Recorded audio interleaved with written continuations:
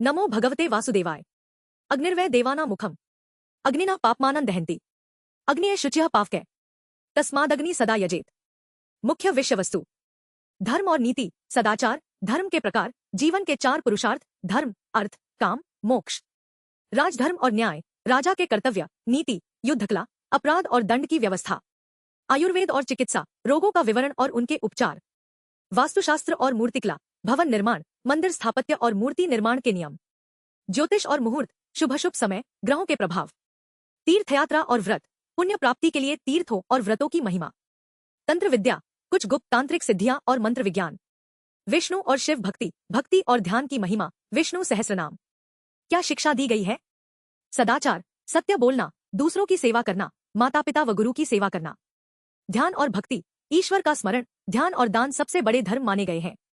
ज्ञान और विवेक। जीवन में ज्ञान का महत्व बताया गया है। अंधविश्वास से सावधान रहने को कहा गया है।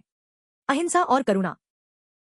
सभी जीवों में ईश्वर का वास है, इसलिए दया और करुणा से व्यवहार करें। अच्छे कर्मों का फल। जीवन में सुख, समृद्धि और दीर्घायु। मृत्यु के बाद स्वर्ग की प्राप्ति या मोक्ष। कुल की उन्नति और पुण्य वृद्धि। बुरे कर्मों का दंड। रोग, दरिद्रता, मानसिक क्लेश। मृत्यु के बाद नरक या दुर्गति। परिवार व समाज में अपयश। उदाहरण, चोरी, झूठ, हिंसा, परनिंदा, असत्याचार आदि पाप कर्म माने गए हैं। उपाय। स्नान और जप।